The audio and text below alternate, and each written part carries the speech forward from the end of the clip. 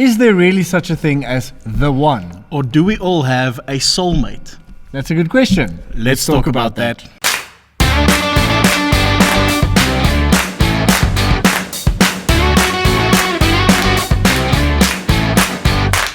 So today we're speaking about, is there such a thing as the one? But wait, before we speak about the one, are we speaking about like the chosen one, or are we speaking about like the one like Neo from Matrix, or like the chosen Kung one? Pao. Yeah, Chosen one. chosen one. I'm Chosen coming. one. I'm coming. Yeah. It's a funny movie. Yeah, it's a good movie. It's a good movie. But no, You should no. watch it. The question is there such a thing as a soulmate for every person out there? Ah. Like this one perfect person that is waiting for you, that God is destined for you to marry? No, No. no. It's a no from me, thanks. No. No. But what if... No. Yeah, No, but no, sometimes... No, definitely But we're going to get into it right now. So, the first reason the first reason... that we think that there's no such thing as the one or a perfect soulmate is just quite simply that makes no sense. That's a good point. Yeah. Oh, you thought of that all yourself? That is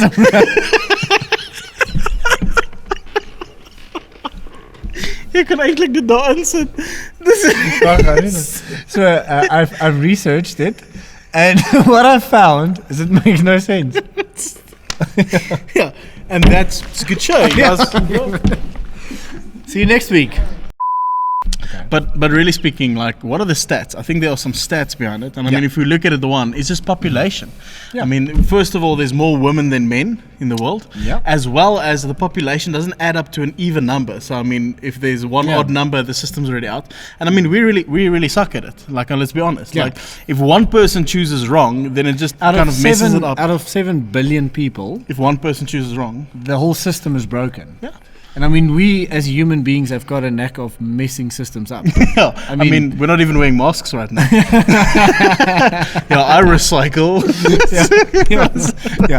But anyways, human beings suck at like keeping a system, and there's no way that we would have kept this perfect system for this long. And also, what happens if one person then, I don't know, dies, and then you marry another person, and Yeah, then it just doesn't work out. Not at all. Okay. And I mean, if you look at it nowhere in someone the Bible, will break the system. Yeah, Someone's probably watching this now, and they're married. They're looking at their husband. They're thinking, "I definitely broke the system because I married the wrong person." Look at him.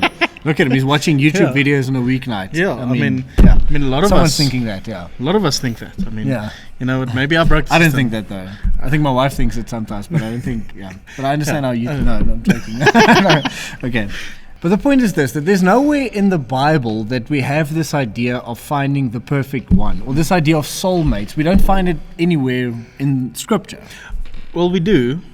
Isn't Adam and Eve kind of like the one? I mean, you know, God created Eve for That's Adam. a good point. It's kind That's of a like good point. the Yeah, one. Adam and Eve. I suppose you can say Adam and Eve. Maybe. But I think after, so it's possible that there was this big system. But I mean, because of sin entering the world, I mean, they were not very long onto the scene, and then they already messed things up. Exactly. So I'm pretty sure they messed up that system. I've also. got a question though. What I've is got your a question? If Adam and Eve were the only two people created and they had kids, like who did their kids have kids with? Did they like sleep with their sister or something? I can't probably say sleep. but yeah, you're asking a multiply. question, yeah. Multiply with their That is sisters. a great question for another episode. That is a good question. So the question is basically, was it only Adam and Eve that was created, or did God also create other human Other beings? beings, and then they. It's a big question. Yeah. Okay. It's a weird It's one. a good question. So, back to the point I was making. Oh, yeah. Apart from Adam and Eve, after that, maybe the system has been broken. This idea in the Bible, when we think about marriage, it's very different to this idea of a soulmate. This concept of soulmate actually comes from Greek mythology. Yeah, it actually comes from Greek mythology that we were one like soul, and then this kind of broke up, and now we're finding that soul again together. So to make like almost like two halves make a whole. But the bad thing about that system is like it's saying that you're a half a person, that you're not good enough as you are, which kind of sucks. And it's not a Christian based. And I think this idea has been popularized by Hollywood. So we watch all this movie about, it's this torn away soul that is searching for that other half of you, and then in the movie somehow they find one another. And but it's usually after a fight. Again. It's usually after a fight with a miscommunication, and then it's at the airport just before she like leaves. Yes, that's usually and where then the soulmate crowd's like, kiss her. That never happens. But anyways, that's not really a Bible idea. It's a pagan idea of the soulmate, and then and I think the beautiful thing is that the Bible actually speaks about something way different. It's actually about choosing your love. It's about choosing the person you love, and you actually said it so well. There's this corny saying that you choose your love, and then you love your choice. That's a great thing. That's beautiful. And the beautiful thing we get to choose a wife and a husband, which is good. But someone might ask, isn't that like taking the romance out of it? So we've got this idea that this picture of a soulmate or finding that person or the one, that's extremely romantic, and the idea of picking a wife or a husband is not romantic, but that's not really the case, is it? I think there's more to it. I mean, when you choose someone and you choose to love someone, there's more to it. Because here's the thing, if we know that there's someone out there for us already, the choice has already been made for us. So the choice doesn't lie with us. But the moment I choose to love someone, that is where real love comes from. I mean, if I don't choose the person I love, then it's someone that's made the choice for me. And we know that love comes from choice. Yes. And we choose to love God. He chooses to love us, and therefore there is relationship. In the same way with finding the wife and the husband, we need to choose them, and true love will be revealed, and it's way more romantic than thinking of the one. And I mean, knowing the fact that my wife, she was not forced or just it was decided for her to marry me. She chose. She can't believe she chose. Yes. Me neither, man. Me neither. Have you seen my wife? Wow. I couldn't believe it when she said yes. But I mean, that really makes me feel special. The fact that she said yes. And what makes it very romantic is that now we've been married for like 10 years, and the hair has been disappearing from my head, and it's all over my back. I feel you, I've man. got hair like all over my body. Being a bit overweight sucks, and then you've got small hands. But I mean, they're still with us. They still love us. They still love us. I mean, that is romantic. That is not the fact that we're soulmates. I mean, they still keep on choosing us. That's romantic. I farted in the bed the other night, and it was not a great. It was not a great day. But anyway, so a lot of young people would also say that it's not just finding the one, but finding the right person. Yes. Mr. Right. Mr. Right, Mrs. Left. Yeah. Mrs. Left. Poor old Mr. Left. Poor old Mr. Left. Imagine your surname was Left. But I mean, it's finding Mr. or Mrs. Right. And here's the thing about that. The problem is that there's no such thing as Mr. and Mrs. Right. Because we are all wrong. Yeah, that's the reality, is that two people coming together. It's these two different worlds coming together, and on top of that, two human beings, two sinners coming together, and it's all of us actually marry the wrong person, but then through marriage and by the help of the Holy Spirit, letting go of yourself and making space for the other person, growing into one another, through that you become the right person. But when you start off, the starting point is not you found the right person, it's actually you decide to become the right person with that person. But Tim Keller actually says in a book that he wrote, The Meaning of Marriage, saying that no two people are compatible.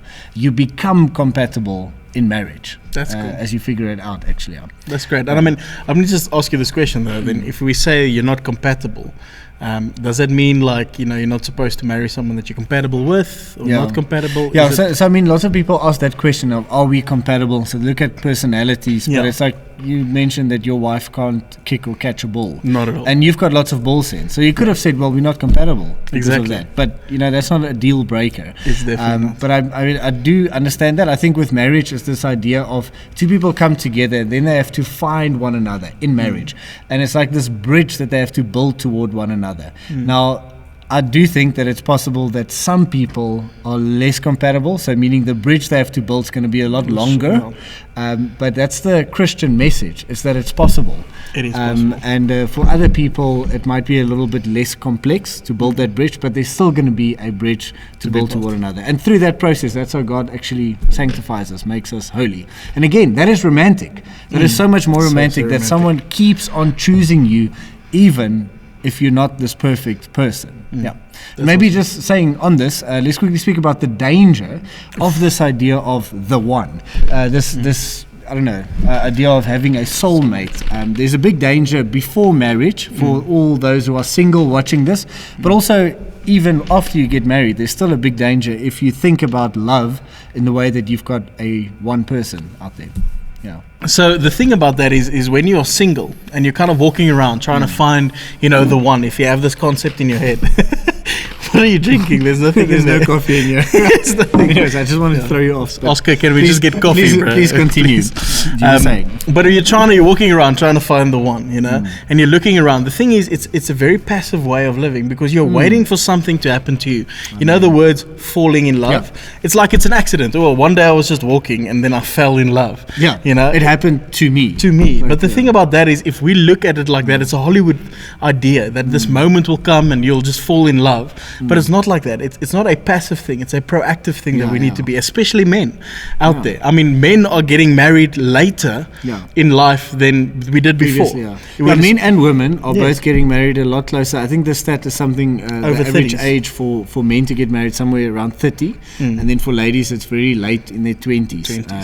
And so the thing about that is... It used to be way earlier. It used to be way earlier. But, I mean, different, obviously culture and different things play into it now. But the thing about that is men, I think, and women are walking around trying to find the one, but not actually committing to someone. Yeah, no one's walking around with this idea, which we find is actually more consistent with the Bible, of finding a wife, or finding a husband, or like I think for the guys, especially to the guys, you need to, like we always make the joke that it's good that you pray for your wife, but you need to pray with one eye open, or pray with your eyes open, and need to consider the people in front of you, because the right person, with respect to the way we explained it, might be sitting right in front of you. And also, just a little stat, just by the way, there are more women in church than men. So if you're a church-going man, I mean, your odds are for you, man. Yeah. Just go for it. Yeah, stop waiting and start doing something, because she's waiting, So she's waiting. Both of you waiting, it's not going to happen. The harvest is plentiful. It's not going to happen. The other danger is actually if you've got this idea of soulmate or the one or Mr. or Mrs. Right, there's actually also danger after you get married, because people that get married and then when the marriage gets difficult, when there's conflict after the first year or second year or third year, if you're lucky, what usually happens is then you start blaming this system. And you're saying, usually what people say is, I married the wrong person. Ooh. And actually what I think the Bible is teaching us, yes, you did marry the wrong person, but that's the whole point. It's growing toward another. It's choosing the other person, just like we were the wrong person, but Jesus chose us. Exactly. In the same way, we that's a different mentality. But if you've got this idea, that sort of defeatist idea, is that, oh no, I married the wrong person, so probably we should get divorced. And so you don't really fight for the marriage because you think it should be perfect. And so your expectation is at the wrong place. Definitely. And that causes a lot of damage in marriages. Because we've got a Hollywood idea of love. Definitely. Another danger that we do see, though, is this danger of making lists. Yes, let's speak about lists. Lists are the worst. Because imagine quickly you're a girl, you're a Christian girl, and you're blonde hair, you should green eyes, be tall, and you make this list of name should be Karin. No, you can't write the list after you get married. But here's the point. I made the list after I married her. That's the way you do it. That's how you do it. So the only time you make a list of your spouse is once you've married them. Then you write everything down saying that you love about them. Yeah. But I mean, we have so many young people going around and writing down lists, saying like this guy needs to be like this and like this, like this. What you're doing is you're handpicking how this person is supposed to be. What you're actually doing is putting an expectation out there that'll never be reached. Yeah. And what you're doing is the scary thing is, imagine just for yourself that people are walking around with a list considering you, saying, well, yes. Receding airline, sorry. Sorry. Yeah, sorry about that. And then goes on to the next person. How would that make you feel if you are on the other side of a list? That is not make anyone feel safe. And the scary thing about that just is there's so many guys in church that maybe have these lists, and girls, and they're missing the people that are in front of them, God-fearing young men and women, and they're actually looking past them because they think there's this ideal list of how a man and a woman should be. Does that mean that you should have no list at all, or no expectations, no standards? No, you should still have standards. I mean, if you're a God-fearing woman or a God-fearing man, and you want to find someone, it's an understanding that yes, you need to know that they're in relationship with God. You need to see the fruit of the Spirit in their lives. But they don't have to be perfect. They don't have to be this cut-out picture with all the abs, with everything. And that's not the point. The point is to figure out where their heart is in their Christian walk with God. So you don't have to have the Zac Efron poster, but also don't settle for a mugu. Yeah. We're lost to hear the word mugu. Yeah. But I think that's good. That's good Christian advice. Don't settle for a mugu. The guy must be, he must be passionate. He must be in church. And that's important. But That's important. That's the important thing on the list. That's one thing you can have a list of. yes. Definitely. Yeah, that makes so much sense. So Brent, let's end off this episode by speaking to our younger brothers and sisters who might still be single, especially to you. So let's give a little bit of older dad advice, or like a very young dad or a very old brother. Brother, that's what I do. I think the big thing to take away from today's session is this, is that it's not about finding the one, but it's about becoming the one. Amen. It's about taking this concept of the one and saying, well, if I want to find the one, I should become the person that someone is looking for. So you got to become the person. That's good. Wait, I want to tweet that. Say that again. Become the person that the person you're looking for is looking for. Yo. That's pretty good, right? You got to become the person that person that you're looking for is busy looking for. Because imagine they find you. Imagine that person comes and they look at you and go, I don't know. And that's the thing for today, is we want to focus and say, you need to become the person that God created you to be. Yes, don't try and find the one. Become the one. And that's the way that marriage is going to be like, is that you're going to consistently focus on yourself and allowing the Holy Spirit to change you to become a better husband or a better wife for your spouse. In the same way, if you're single now, you can start now already. Instead of finding the right person, focus rather on becoming the right person. Awesome. Okay, next week, We'll subscribe. See you soon. Subscribe, ring that bell, notifications, all that jazz. We can't wait to see you next week. Okay.